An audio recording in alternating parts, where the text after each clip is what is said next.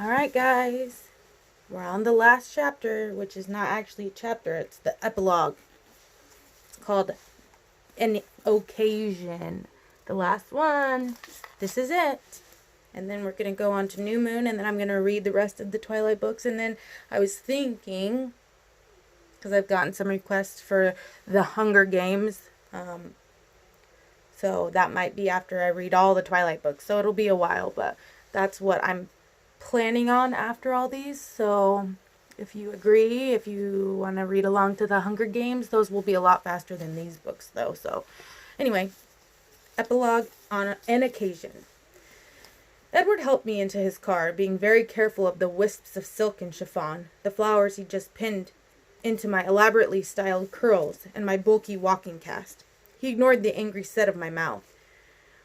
When he had me settled, he got in the driver's seat and headed back out the long, narrow drive. "At what point exactly are you going to tell me what's going on?" I asked grumpily. I really hated surprises, and he knew that. "I'm shocked that you haven't figured it out yet." He threw a mocking smile in my direction, and my breath caught in my throat. Would I ever get used to his perfection? "I did mention that you looked very nice, didn't I?" I verified. "Yes," he grinned again. I'd never seen him dress in black before, and with the contrast against his pale skin, his beauty was absolutely surreal. That much I couldn't deny, even if the fact that he was wearing a tuxedo made me very nervous. Not quite as nervous as the dress, or the shoe. Only one shoe, as my other foot was still securely encased in plaster. But the stiletto heel, held on only by satin ribbons, certainly wasn't going to help me as I tried to hobble around. "I'm not coming over any more if Alice is going to treat me like a guinea pig Barbie when I do," I griped. I'd spent the better part of the day in Alice's staggeringly vast bathroom, a helpless victim as she played hairdresser and cosmetician. Whenever I fidgeted or complained, she reminded me that she didn't have any memories of being human and asked me not to ruin her vicarious fun. Then she dressed me in the most ridiculous dress, deep blue, frilly and off the shoulders, with French tags I couldn't read, a dress more suitable for a runway than Forks. Nothing good could come of our formal attire, of that I was sure, but I was afraid to put my suspicions into words even in my own head. I was distracted then by the sound of a phone ringing. Edward pulled his cell phone from a pocket inside his jacket, looking briefly at the caller ID before answering. "Hello, Charlie," he said wearily. "Charlie," I frowned. Charlie had been difficult since my return to Forks. He had compartmentalized my bad experience into two defined reactions. Toward Carlyle, he was almost worshipfully grateful. On the other hand, he was stubbornly convinced that Edward was at fault, because if not for him, I wouldn't have left home in the first place, and Edward was far from disagreeing with him. These days I had rules that hadn't existed before. Curfews, visiting hours. Something Charlie was saying made Edward's eyes widen in disbelief, and then a grin spread across his face. "You're kidding," he laughed. "What is it?" I demanded. He ignored me. "Why don't you let me talk to him?" Edward suggested with evident pleasure. He waited for a few seconds. "Hello, Tyler, this is Edward Cullen." His voice was very friendly, on the surface. I knew it well enough to catch the soft edge of menace. What was Tyler doing at my house? The awful truth began to dawn on me. I looked again at the inappropriate dress Alice had forced me into. "I'm sorry if there's been some kind of miscommunication, but Bella is unavailable tonight." Edward's tone changed, and the threat in his voice was suddenly much more evident as he continued. "To be perfectly honest, she'll be unavailable every night, as far as anyone besides myself is concerned. No offense. And I'm sorry about your evening." He didn't sound sorry at all, and then he snapped the phone shut, a huge smirk on his face. My face and neck flushed crimson with anger. I could feel the rage-induced tears starting to fill my eyes. He looked at me in surprise. "Was that last part a bit too much? I didn't mean to offend you." I ignored that. "You're taking me to the prom?" I yelled. It was embarrassingly obvious now. If I'd been paying any attention at all, I'm sure I would have noticed the date on the posters that decorated the school buildings, but I'd never dreamed he was thinking of subjecting me to this. Didn't he know me at all? He wasn't expecting the force of my reaction. That was clear. He pressed his lips together and his eyes narrowed. "Don't be difficult, Bella." My eyes flashed to the window. We were halfway to the school already. "Why are you doing this to me?" I demanded in horror. He gestured to his tuxedo. "Honestly, Bella, what did you think we were doing?" I was mortified. First, because I'd missed the obvious, and also because the vague suspicions, expectations really, that I'd been forming all day as Alice tried to transform me into a beauty queen were so far wide off of the mark. My half-fearful hopes seemed very silly now. I'd guessed there was some kind of occasion brewing, but prom, that was the furthest thing from my mind. The angry tears rolled over my cheeks. I remembered with dismay that I was very uncharacteristically wearing mascara. I wiped quickly under my eyes to prevent any smudges. My hand was unblackened when I pulled it away. Maybe Alice had known I would need waterproof mascara. "This is completely ridiculous. Why are you crying?" he demanded in frustration. "Because I'm mad." "Bella," he turned the full force of his scorching golden eyes on me. "What?" I muttered, distracted. "Humor me," he insisted. His eyes were melting all my fury. It was impossible to fight with him when he cheated like that. I gave in with poor grace. "Fine," I pouted, unable to glare as effectively as I would have liked. "I'll go quietly. But you'll see. I'm way overdue for more bad luck. I'll probably break my other leg. Look at this shoe. It's a death trap." I held out my good leg as evidence. He stared at my leg longer than was necessary. "Remind me to thank Alice for that tonight." "Alice is going to be there?" That comforted me slightly. "With Jasper and Emmett. And Rosalie," he admitted. The feeling of comfort disappeared. There had been no progress with Rosalie, though I was on quite good terms with her sometimes husband. Emmett enjoyed having me around. He thought my bizarre human reactions were hilarious, or maybe it was just the fact that I fell down a lot that he found so funny. Rosalie acted as if I didn't exist. While I shook my head to dispel the direction my thoughts had taken, I thought of something else. "Is Charlie in on this?" I asked, suddenly suspicious. "Of course," he grinned and then chuckled. "Apparently Tyler wasn't, though." I gritted my teeth. How Tyler could be so delusional, I couldn't imagine. At school, where Charlie couldn't interfere, Edward and I were inseparable, except for those rare sunny days. We were at the school now. Rosalie's red convertible was conspicuous in the parking lot. The clouds were thin today, a few streaks of sunlight escaping through far away in the west. He got out and walked around the car to open my door. He held out his hand. I sat stubbornly in my seat, arms folded, feeling a secret twinge of smugness. The lot was crowded with people in formal dresses. Witnesses. He couldn't remove me forcibly from the car as he might have if we'd been alone. He sighed. "When someone wants to kill you, you're brave as a lion. And then when someone mentions dancing," he shook his head. I gulped. "Dancing. Bella, I won't let anything hurt you, not even yourself. I won't let go of you once, I promise." I thought about that and suddenly felt much better. He could see that in my face. "There. Now," he said gently, "it won't be so bad." He leaned down and wrapped one arm around my waist. I took his other hand and let him lift me from the car. He kept his arm tightly around me, supporting me as I limped toward the school. In Phoenix, they held proms in hotel ballrooms. This dance was in the gym, of course. It was probably the only room in town big enough for a dance. When we got inside, I giggled. There were actual balloon arches and twisted garlands of pastel crepe paper festooning the walls. "This looks like a horror movie waiting to happen," I snickered. "Well," he muttered as we slowly approached the ticket table. He was carrying most of my weight, but I still had to shuffle and wobble my feet forward. "There are more than enough vampires present." I looked at the dance floor. A wide gap had formed in the center of the floor, where two couples whirled gracefully. The other dancers pressed to the sides of the room to give them space. No one wanted to stand in contrast with such radiance. Emmett and Jasper were intimidating and flawless in classic tuxedos. Alice was striking in a black satin dress with geometric cutouts that bared large triangles of her snowy white skin. And Rosalie was, well, Rosalie. She was beyond belief.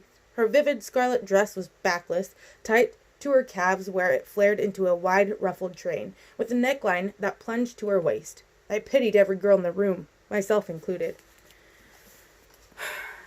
"Do you want me to bolt the doors so you can massacre the unsuspecting townsfolk?" I whispered conspiratorially. "And where do you fit into that scheme?" he glared.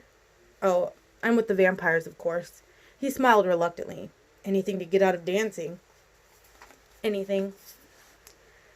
He bought our tickets, then turned toward the dance floor. I cringed against his arms and dragged my feet. "I've got all night," he warned. Eventually, he towed me out to where his family was, twirling elegantly, if in a style totally unsuitable to the present time in music. I watched in horror. "Edward," my throat was so dry I could only manage a whisper. "I honestly can't dance." I could feel the panic bubbling up inside my chest. "Don't worry, silly," he whispered back. "I can." He put my arms around his neck and lifted me to slide his feet under mine. And then we were whirling too. I feel like I'm 5 years old again. I laughed after a few minutes of effortless waltzing.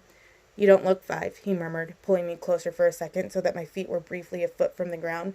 Alice caught my eye on a turn and smiled in encouragement. I smiled back. I was surprised to realize that I was actually enjoying myself. A little. Okay, this isn't half bad, I admitted, but Edward was staring toward the doors, and his face was angry. What is it? I wondered aloud. I followed his gaze, disoriented by the spinning, but finally I could see what was bothering him. Jacob Black, not in a tux, but in a long-sleeved white shirt and tie, his hair smoothed back into his usual ponytail, was crossing the floor toward us. After the first shock of recognition, I couldn't help but feel bad for Jacob. He was clearly uncomfortable, excruciatingly so. His face was apologetic as his eyes met mine. Edward snarled very quietly. Behave, I hissed. Edward's voice was scathing. He wants to chat with you.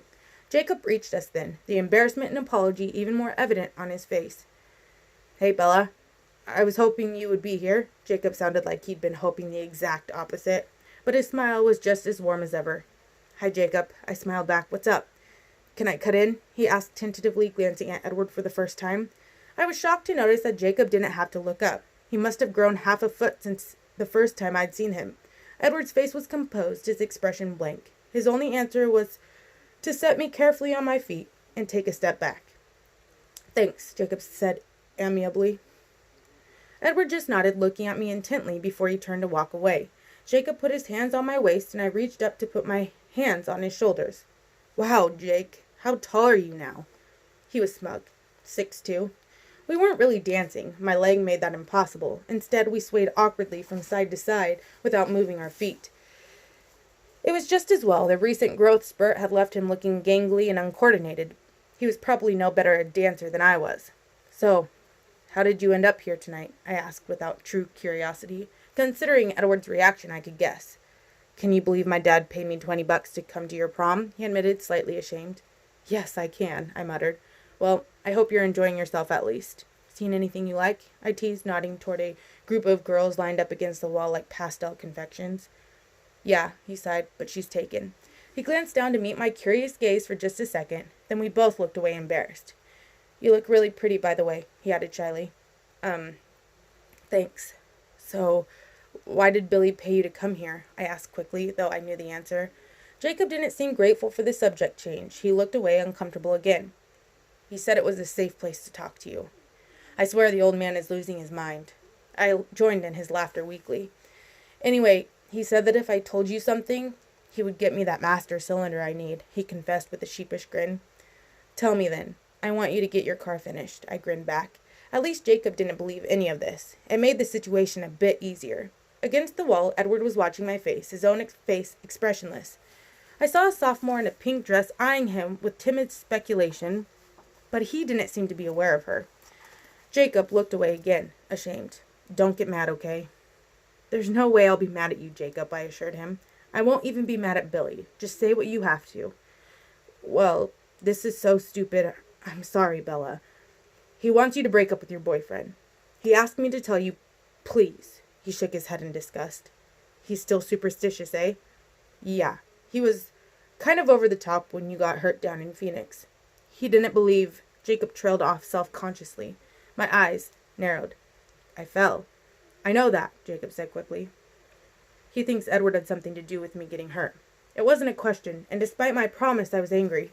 Jacob wouldn't meet my eyes. We weren't even bothering to sway to the music, though his hands were still on my waist and mine around his neck. Look, Jacob, I know Billy probably won't believe this, but just so you know, he looked at me now, responding to the new earnestness in my voice. Edward really did save my life. If it weren't for Edward and his father, I'd be dead. I know, he claimed, but he sounded like my sincere words had affected him some. Maybe he'd be able to convince Billy of this much, at least. Hey, I'm sorry you had to come do this, Jacob, I apologized. At any rate, you get your parts, right? Yeah, he muttered. He was still looking awkward, upset. There's more? I asked in disbelief. Forget it, he mumbled. I'll get a job and save the money myself. I glared at him until he met my gaze. Just spit it out, Jacob. It's so bad. I don't care. Tell me, I insisted. Okay, but geez, this sounds bad. He shook his head. He said to tell you, no, to warn you that, and this is his plural, not mine. He lifted one hand from my waist and made little quotation marks in the air. Will be watching. He watched wearily for my reaction. It sounded like something from a mafia movie. I laughed out loud. Sorry you had to do this, Jake, I snickered. I don't mind that much, he grinned in relief. His eyes were appraising as they raked quickly over my dress. So, should I tell him you said to butt the hell out? He asked hopefully. No, I sighed. Tell him I said thanks. I know he means well. The song ended and I dropped my arms. His hands hesitated at my waist and he glanced at my bum leg. Do you want to dance again? Or can I help you get somewhere? Edward answered for me. That's all right, Jacob. I'll take it from here. Jacob flinched and stared wide-eyed at Edward, who stood just beside us. Hey, I didn't see you there, he mumbled. I guess I'll see you around, Bella. He stepped back, waving half-heartedly. I smiled. Yeah, I'll see you later. Sorry, he said again before he turned for the door. Edward's arms wound around me as the next song started. It was a little up-tempo for slow dancing, but that didn't seem to concern him. I leaned my head against his chest, content. Feeling better? I teased. Not really, he said tersely. Don't be mad at Billy, I sighed. He just worries about me for Charlie's sake. It's nothing personal. I'm not mad at Billy, he corrected in a clipped voice, but his son is irritating me. I pulled back to look at him. His face was very serious. Why? First of all, he made me break my promise. I stared at him in confusion. He half smiled. I promised I wouldn't let go of you tonight, he explained. Oh, well, I forgive you.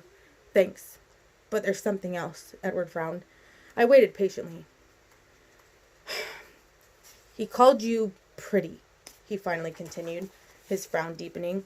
That's practically an insult. The way you look right now, you're much more than beautiful. I laughed. You might be a little biased. I don't think that's it. Besides, I have excellent eyesight. We were twirling again, my feet on his as he held me close. So are you going to explain the reason for all of this, I wondered? He looked down at me, confused, and I glared meaningfully at the crepe paper. He considered for a moment and then changed direction, spinning me through the crowd to the back door of the gym. I caught a glimpse of Jessica and Mike dancing, staring at me curiously. Jessica waved and I smiled back quickly. Angela was there too, looking blissfully happy in the arms of little Ben Chaney. She didn't look up from his eyes, a head lower than hers. Lee and Samantha, Lauren, glaring toward us with Connor. I could name every face that spiraled past me. And then we were outdoors, in the cool, dim light of a fading sunset. As soon as we were alone, he swung me up into his arms and carried me across the dark grounds till he reached the bench beneath the shadow of the madrone trees. He sat there, keeping me cradled against his chest. The moon was already up, visible through the gauzy clouds, and his face glowed pale in the white light. His mouth was hard, his eyes troubled. The point? I prompted softly. He ignored me, staring up at the moon. Twilight again, he murmured. Another ending. No matter how perfect the day is, it always has to end. Some things don't have to end, I muttered through my teeth, instantly tense. He sighed. I brought you to the prom, he said slowly, finally answering my question, because I don't want you to miss anything. I don't want my presence to take anything away from you, if I can help it. I want you to be human. I want your life to continue as it would have if I died in 1918 like I should have. I shuddered at his words, and then shook my head angrily. In what strange parallel dimension would I ever have gone to prom of my own free will? If you weren't 1,000 times stronger than me, I would never have let you get away with this. He smiled briefly, but it didn't touch his eyes. It wasn't so bad. You said so yourself. That's because I was with you. We were quiet for a minute. He stared at the moon, and I stared at him. I wished there was some way to explain how very uninterested I was in a normal human life. Will you tell me something? He asked, glancing down at me with a slight smile. Don't I always? Just promise you'll tell me, he insisted, grinning. I knew I was going to regret this almost instantly. Fine. You seemed honestly surprised when you'd figured out that I was taking you here, he began. I interjected. Exactly, he agreed. But you must have had some other theory. I'm curious. What did you think I was dressing you up for? Yes, instant regret. I pursed my lips, hesitating. I don't want to tell you. You promised, he objected. I know. What's the problem? I knew he thought it was mere embarrassment holding me back. I think it will make you mad. Or sad. His brows pulled together over his eyes as he thought that through. I still want to know. Please, I sighed. He waited. Well, I assumed it was some kind of occasion, but I didn't think it would be some trite human thing. Prom, I scoffed. Human, he asked flatly. He'd picked up on the key word. I looked down at my dress, fidgeting with a stray piece of chiffon. He waited in silence. Okay, I confessed in a rush. So I was hoping that you might have changed your mind. That you were going to change me after all. A dozen emotions played across his face. Some I recognized, anger, pain, and then he seemed to collect himself and his expression became amused. You thought that would be a black tie occasion, did you? He teased, touching the lapel of his tuxedo jacket. I scowled to hide my embarrassment. I don't know how these things work. To me, at least, it seems more rational than prom does. He was still grinning. It's not funny, I said. No, you're right, it's not, he agreed, his smile fading. I'd rather treat it like a joke, though, than believe you're serious. But I am serious, he sighed deeply. I know. And you're really that willing. The pain was back in his eyes. I bit my lip and nodded. So ready for this to be the end, he murmured almost to himself. For this to be the twilight of your life, though your life has barely started. You're ready to give up everything. It's not the end, it's the beginning, I disagreed under my breath. I'm not worth it, he said sadly. Do you remember when you told me that I didn't see myself very clearly? I asked, raising my eyebrows. You obviously had the same blindness. I know what I am, I sighed.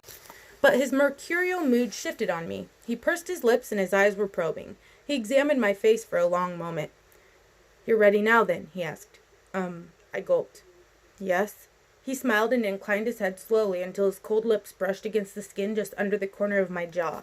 Right now, he whispered, his breath blowing a cool on my neck. I shivered involuntarily. Yes, I whispered so my voice wouldn't have a chance to break. If he thought I was bluffing, he was going to be disappointed. I'd already made this decision, and I was sure. It didn't matter that my body was rigid as a plank, my hands balled into fists, my breathing erratic. He chuckled darkly and leaned away. His face did look disappointed. You can't really believe that I would give in so easily, he said with a sour edge to his mocking tone. A girl can dream. His eyebrows rose. Is that what you dream about? Being a monster? Not exactly, I said, frowning at his word choice. Monster, indeed. Mostly, I dream about being with you forever. His expression changed, softened, and saddened by the subtle ache in my voice. Bella, his fingers lightly traced the shape of my lips. I will stay with you. Isn't that enough? I smiled under his fingertips. Enough for now. He frowned at my tenacity. No one was going to surrender tonight. He exhaled, and the sound was practically a growl. I touched his face. Look, I said. I love you more than everything else in the world combined. Isn't that enough? Yes, it is enough, he answered, smiling. Enough for forever. And he leaned down to press his cold lips once more to my throat.